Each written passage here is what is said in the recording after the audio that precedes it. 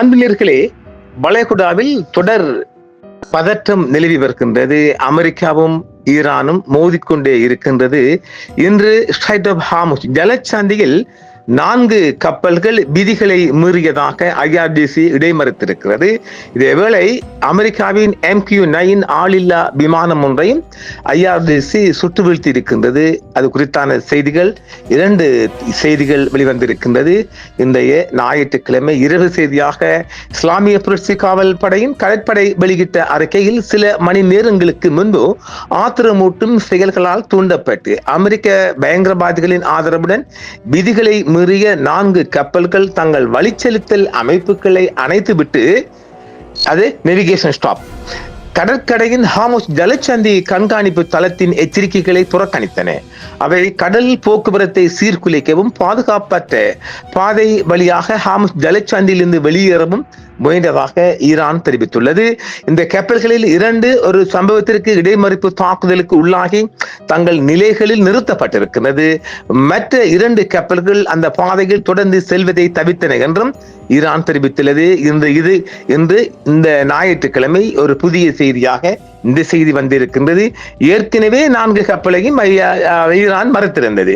இன்று காலை கிடைத்த தகவல்களின் அடிப்படையில் ஹார்முஸ் ஜலச்சந்தியில் நடைபெற்ற இந்த சம்பவம் குறித்து கூடுதல் விவரங்களாக IRGC கடற்படை குறிப்பிட்ட சில வணிக கப்பல்கள் பாதுகாப்பு நெறிமுறைகளை மீறியதாகவும் வளைகுடா பிராந்தியத்தில் ஈரானின் கடல்சார் எல்லைக்குள் அத்துமீறி நுழைந்ததாகவும் கூறி அவற்றை வழிமறித்துள்ளது.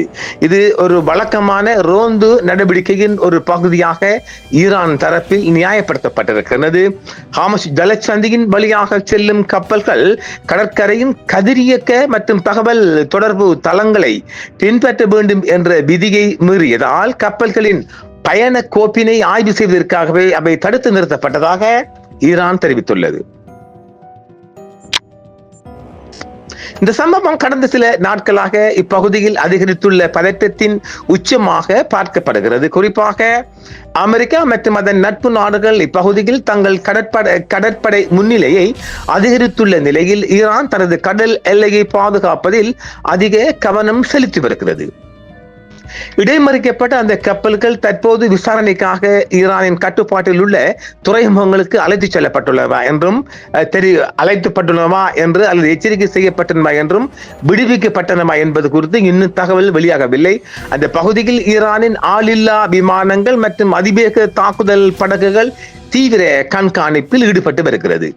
4 வணிக கப்பல்கள் ஈரானால் அங்கீகரிக்கப்படாத ஒரு வழியை பயன்படுத்தி ஹார்முஸ் ஜலச்சந்தியை கடக்க முயன்றன என்றும் இதில் 2 கப்பல்கள் ஈரானிய கடற்படையின் நடவடிக்கையால் தடுத்து நிறுத்தப்பட்டன என்றும் 2 கப்பல்கள் தங்கள் பயணத்தை கைவிட்டு திரும்பி சென்று விட்டன ரிட்டர்ன் போயாக சொல்லப்படுகிறது.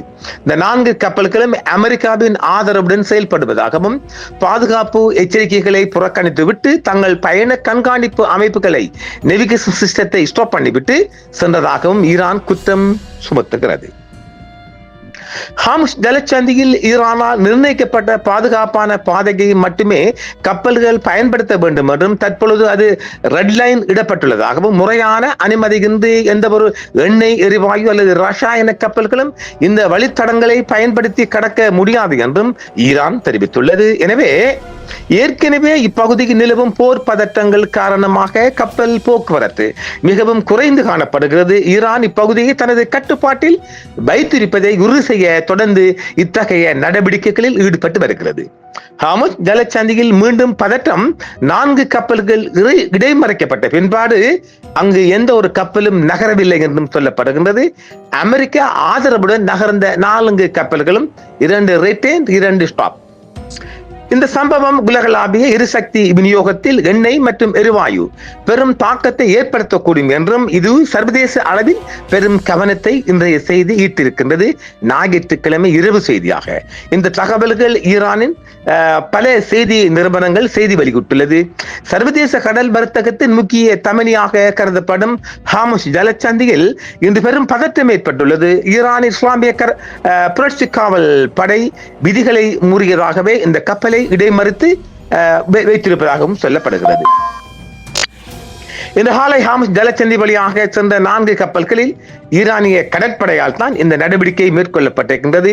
இது குறித்து இதுவரையும் அமெரிக்கா எந்த ஒரு தகவலும் வெளியிடவில்லை என்பதும் மேலதிக தகவல். இந்த கப்பல்கள் அமெரிக்க ராணுவத்தின் ஆதரவுடன் ஈரானின் கடற்சார் எல்லை விதியையும் பாதுகாப்பு நெறிமுறைகளையும் திட்டமிட்டு மீறியுள்ளதாக ஈரான் சர்வதேச ரீதியாக குற்றம் சுமத்துகிறது. இந்த சம்பவத்தை தொடர்ந்து வளைகுடா பிராந்தியத்தில் பயணிக்கும் அனைத்து கப்பல்களுக்கும் ஈரான் கடும் எச்சரிக்கை விடுத்திருக்கின்றது.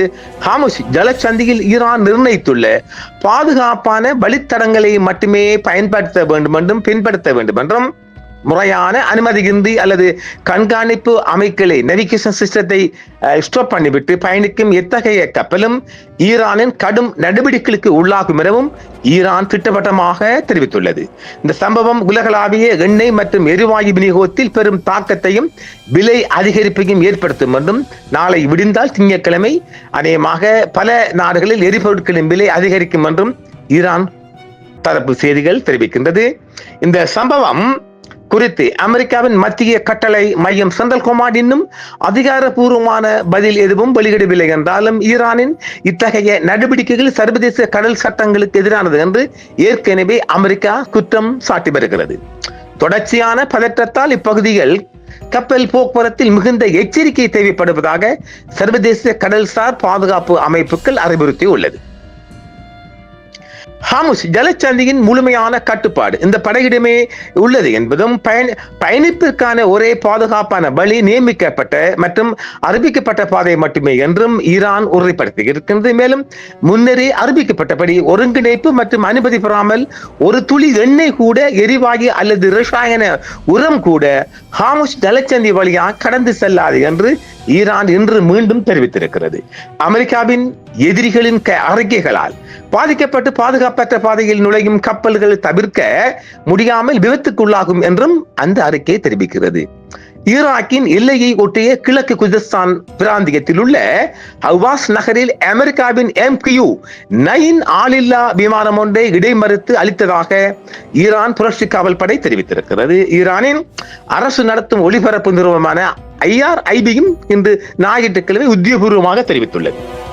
அமெரிக்க விமானப்படையின் விளக்கத்தின்படி MQ-9 என்பது முதன்மையாக உளவு, கண்காணிப்பு, வேவு மற்றும் வான்வழி தாக்குதல்களுக்காக வடிவமைக்கப்பட்ட ஒரு பெரிய தொலைவிலிருந்து இயக்கப்படும் ஆளில்லா வான்வழி விமானம் என்று சொல்லப்படுகிறது. தெற்கு ஈரானின் அசலூயே பகுதியில் சுட்டு வீழ்த்தப்பட்ட அமெரிக்க MQ-9 ரீப்பர் ஆளில்லா விமானத்தின் சிதைவுகளை ஈரானிய புரட்சி காவல் படை மீட்டு வருவதை காணொலி காட்சிகள் காட்டுகின்றன. காணொலியை பாருங்கள். ஈரான் அசலூயே பகுதியில் இந்த சம்பவம் இன்று ஞாயிற்றுக்கிழமை இடம்பெற்றிருக்கின்றது. இதற்கிடையில் ஞாயிற்றுக்கிழமை அன்று ஒரு மூத்த ஈரானிய ராணுவ தளபதி மேலும் எந்த ஒரு ஆக்கிரமிப்பு, மிரட்டல் அல்லது காட்டுமிராண்டித்தனமான செயலுக்கும் தீர்க்கமான மற்றும் பேரழிவுகரமான பதிலடி கொடுக்கப்படும் என்றும் அது கடுமையான இழப்புகளை ஏற்படுத்தும் என்றும் அமெரிக்காவை ஈரான் எச்சரித்திருக்கிறது. கதம் அல் அன்பியா மத்திய கட்டளை பணியகத்தின் தளபதி மேஜர் ஜெனரல் அலி அப்துல்லாஹி ஒரு செய்தியில், தேசிய நலன்களை உறுதிப்படுத்தும் மக்களின் உரிமைகளை பாதுகாக்கவும் தேசிய பாதுகாப்பை பேணவும் இராணுவம் மற்றும் அரசாங்கத்தின் 3 பிரிவுகளுக்கு சேர்ந்த அதிகாரிகளிடையே ஒற்றுமையை வலுப்படுத்த ஈரானிய ஆயுதப்படைகள் தங்களின் முழு திறனையும் அர்ப்பணிக்கும் என்றும் அவர் தெரிவித்திருக்கிறார். இதேவேளை ஈரானின் கதம் அல் அன்பியா வான் பாதுகாப்பு தளத்தின் தளபதி மேஜர் ஜெனரல் அலி அப்துல்லாஹி புதிய தலைவர் ஐதுல்லா சையத் மொஸ்தபா கமேனிக்கு விசுவாசமான பிரமாணம் செய்து ஆயுதப்படைகளை அவரது வழிகாட்டுதல்களை பின்பற்றும் என்றும் அவர் தெரிவித்திருக்கின்றார். வாஷிங்டனின் கொடூர செயல்களுக்கு பேரழிவுகரமான பதிலடி கொடுக்கப்படும் எனவும் அவர் தெரிவித்த நிலையில் தான் இந்த MQ-9 ஆளில்லா விமானத்தை புரட்சி காவல் படை சுட்டு வீழ்த்தியிருக்கிறது. ஈராக்கின் எல்லையை ஒட்டிய கிழக்கு குர்திஸ்தான் பிராந்தியத்தில் உள்ள வாஸ் நகரில் அமெரிக்காவின் இந்த ஆளில்லா விமானம் சுட்டு வீழ்த்தப்பட்டிருக்கின்றது. இப்படியாக ஒவ்வொரு நாளும் ஒவ்வொரு நிகழ்ச்சி நடைபெற்ற வண்ணம் இருக்கிறது. இதற்கிடையில் ஞாயிற்றுக்கிழமை அன்று ஒரு மூத்த ஈரானிய அதிகாரி சொல்கின்றார், எந்த ஒரு மிரட்டலுக்கும் அமெரிக்காவின் மற்றும் எதிர் நாடுகளின் மிரட்டலுக்கு ஒருபோதும் ஈரான் அஞ்சாது என்றும் அவர் தெரிவித்திருக்கின்றார். இன்றைய ஞாயிற்றுக்கிழமை செய்தி இவ்வளவுதான் இங்க உச்சம் தொட்டிருக்கின்றது. ஆனாலும் இது உலக பரப்பில் இந்த MQ-9 ஆளில்லா விமானம் சுட்டு வீழ்த்தப்பட்ட செய்தியும் மிக பரபரப்பாக பார்க்கப்படுகிறது. மற்றும் இந்த 4 கப்பல்களும் ஈரானிய படைகளால் இடைமறிக்கப்பட்ட விடயமும் பெரிய ஒரு செய்தியாக உலகம் முழுவதும் பார்க்கப்படுகின்றது. கடந்த 3 தினங்களாக வளைகுடாவிலிருந்து எந்த நாட்டுக்கும் எரிபொருள் செல்லவில்லை.